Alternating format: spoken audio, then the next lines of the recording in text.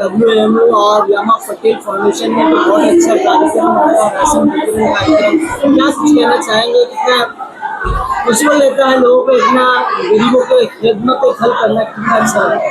देखिए, ऐसा है कि आज रमज़ान 2026 चल रही है।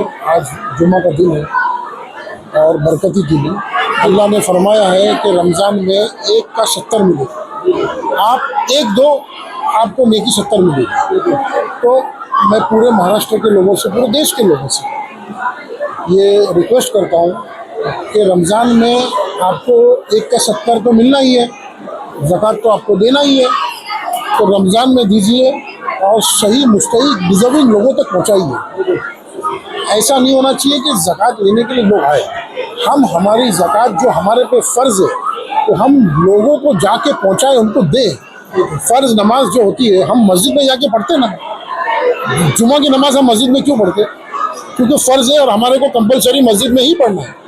तो वैसे ही ज़कात हमारे पे देना फ़र्ज़ है, तो हम ऐसा करना चाहिए कि हमारी ज़कात हम देने के लिए जाएं, न कि कोई हमसे लेने आए।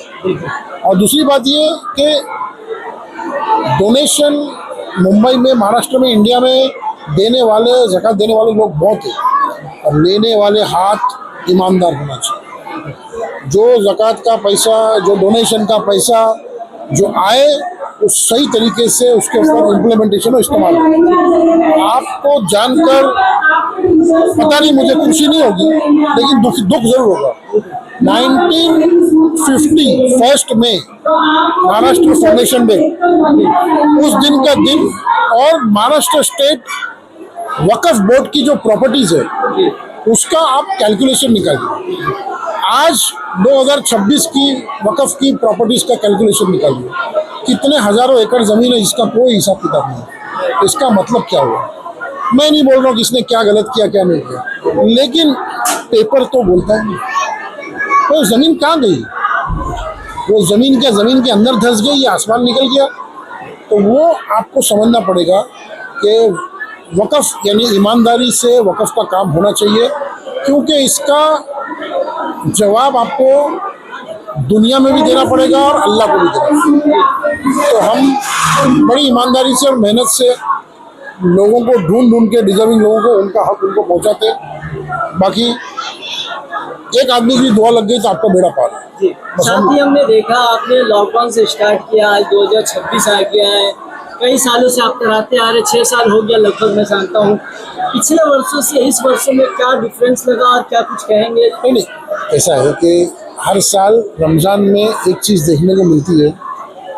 अंजुमन इस्लाम एक ऐसा इंस्टीट्यूट है 150 साल पुराना, कि जो पूरे साल लोगों को संभालता है। ये हमारी खुशनसीबी है कि हमको रमज़ान में एक महीना उनको कुछ, हमको खिदमत उनकी करने का मौका मिलता है।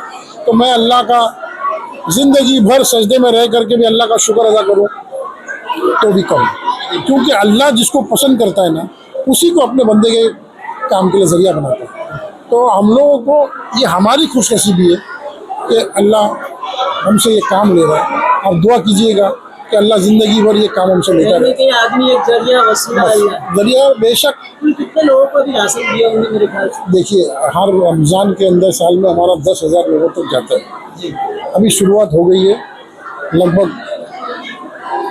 4,000 के लगभग आज मिला करके लोगों तक अभी तक राशन पहुंच चुका है।